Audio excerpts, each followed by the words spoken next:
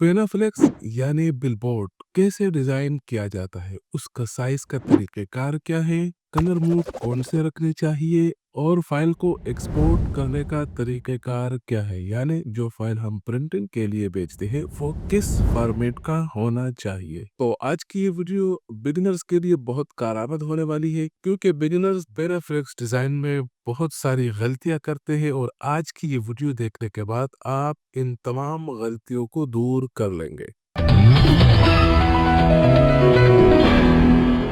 अस्सलाम वालेकुम दोस्तों, मैं हूं हैदर जी, प्रोफेशनल ग्राफिक डिज़ाइनर कराची से। और आगे बढ़ने से पहले मैं आपको एक बात बताता चलूं कि बिगिनर सबसे पहले जो गलती करते हैं वो है साइज़ के बारे में। जी हाँ, अमूमन आपने देखा होगा कि जितने भी ये पेनाफ्लेक्स डिज़ाइन किए जाते हैं ये बहुत बड़े बैनर्स होते हैं। बिगिनर्स हज़रात इसको क्या करते हैं कि इक्वल साइज़ में डिज़ाइन करते हैं। ये तरीका गलत है। गलत तो नहीं है, लेकिन इससे फाइल बहुत हेवी हो जाती है और आपके कंप्यूटर पर लोड पड़ जाता है। अब मैं अपनी बात कहूँ, मेरे पास सिस्टम अच्छा खासा हेवी है, उसके बावजूद मैं फुट को इंचेस में कन्वर्ट कर लेता हूँ। वो कैसे किया जाता है? मसलन 10 बाई 4 फीट का हमारे पास एक बैनर है। अगर 10 बाई 4 फीट को हम इंचेस में कन्वर्ट कर ले, 1 फीट में 12 इंचेस होते हैं, तो 10 फीट हमारा हो गया 120 इंचेस और 4 फीट हमारा हो गया 48 इंचेस। तो मैं क्या करता हूँ कि इसको 120 इंचेस बाय 48 इंचेस में नहीं बनाता। क्यों? क्योंकि ये फाइल बहुत ज़्यादा हेवी हो जाती है। अगर आप भी ये गलती कर रहे हो तो इसको सिर्फ़ इंचेज़ में बनाया करें, 10 बाई 4 इंचेज़ में ही बना लिया करें।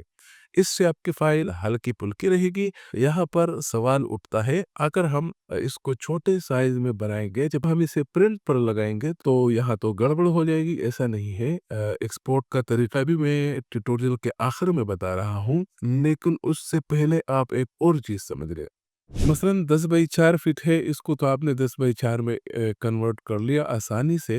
लेकिन अगर आपके पास कुछ ऐसा साइज़ आ जाए, मसलन 10 फीट 1 इंच और 4 फीट 1 इंच, यानी इसकी विड्थ रहेगी 121 इंच और इसकी जो हाइट है यानी लंबाई ऊपर से नीचे की जानिब ये रहेगी 49 इंच। अब इसको कैसे तक़सीम किया जाए? तो ये भी बहुत सिंपल तरीका है, इसके लिए आपको इतना परेशान होने की ज़रूरत नहीं। बस अपने सॉफ्टवेयर में आ जाए, इसका विड्थ लिख लें 121 इंच तक़सीम 12। अब इसकी हाइट पर आ जाए, तो हाइट जो है यहाँ पर आप लिख दें 49 इंच तक़सीम 12।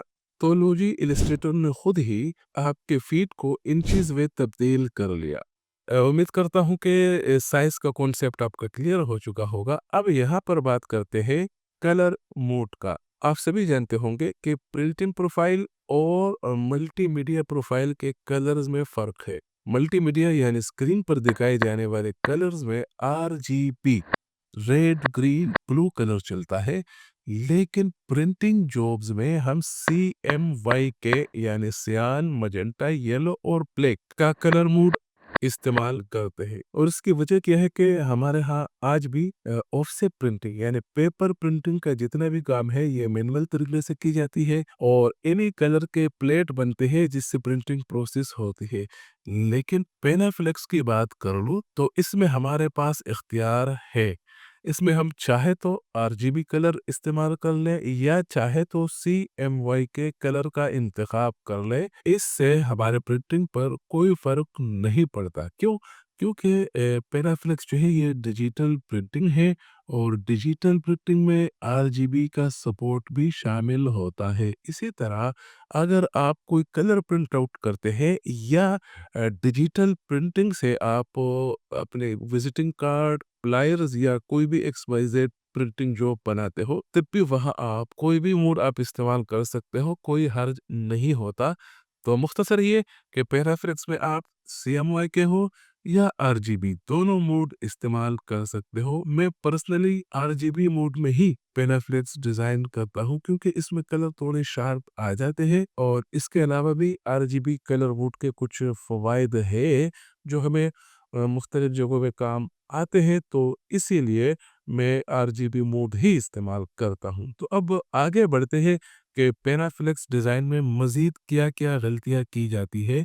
आज के इस वीडियो में वो भी समझते हैं। पैनाफ्लेक्स डिज़ाइन करते वक़्त इस बात का भी ख़ासूसी ध्यान रखना चाहिए कि आप जब भी कोई बैनर डिज़ाइन करते हो तो आपका टेक्स्ट जो है वो बिल्कुल किनारे ना हो। मसलन ये टेक्स्ट इतने किनारे पर नहीं होना चाहिए। उसकी वजह क्या है कि अमूमन ये बैनर जो है फ्रेम किए जाते हैं, इसका फ्रेम बनता है और जब आप इसको फ्रेम करते हो और ये टेक्स्ट फ्रेम के बिल्कुल किनारे आ जाता है तो ये बहुत बुरा लगता है। और बाज़ औक़ात ऐसा भी होता है कि पेस्टिंग के दौरान ये टेक्स्ट आपका कट जाता है। तो ये मैं बगैर गाइडलाइन लगाए ही काम करता हूँ, लेकिन यहाँ पर मैं आपको एक और तरीका समझा दूँ कि आप जब भी पैनाफ्लेक्स डिज़ाइन करते हैं, मसलन ये साइज़ क्या है? जी, ये 10 बाई 4 का साइज़ में डिज़ाइन हुआ है। तो आर्टबोर्ड लेने के बाद आप एक और रेक्टेंगल लिया करें। इस रेक्टेंगल पर क्लिक करेंगे तो यहाँ पर ये हमारा जो आर्टबोर्ड का साइज़ था, बैनर का एक्चुअल साइज़ वो 10 बाई 4 था। तो यहाँ पर हम विड्थ में 3 पॉइंट कम कर लेंगे, यानी 9.7 कर लेंगे, ठीक है? और इसी तरह 4 फीट जो हाइट है हमारी, यानी 4 फीट की,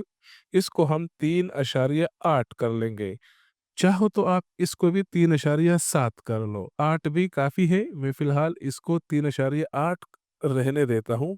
ये रेक्टेंगल अपने आर्टबोर्ड पर सेंटर कर ले और इस रेक्टेंगल को गाइडलाइन में कन्वर्ट कर ले। जी हाँ, आपने देखा कि मैंने ये जो गाइडलाइन बनाए हैं, हमारा पूरा का पूरा टेक्स्ट इसके अंदर ही है। तो ये मार्जिन बहुत ज़रूरी होते हैं किसी भी प्रोजेक्ट को डिज़ाइन करने के लिए। अब आते हैं अपने आखिरी टॉपिक की तरफ कि पैनाफ्लेक्स हमने हमारा फीट में था और हमने डिज़ाइन किया है इसको इंचेस में। तो अब इसको मसलन ये इंचेस को मैं जो है तब्दील कर लेता हूँ फीट में। और अब अपने आर्ट बोर्ड का साइज जो है इसको मैं 10 बाई 4 कर लूँ। तो अब आप देख लें कि हमारा एक्चुअल साइज ये पूरा का पूरा आर्ट बोर्ड है, लेकिन हमने जो डिज़ाइन बनाया है ये बिल्कुल छोटा-सा बनाया है। तो इसके लिए हम करेंगे क्या, इसको मैं अनडू कर लेता हूँ, सिर्फ़ आपको समझाने के लिए बढ़ाया था और ये मैं दोबारा इन चीज़ में कर लेता हूँ। तो ये हम प्रिंटिंग के लिए कभी भी इलस्ट्रेटर की फ़ाइल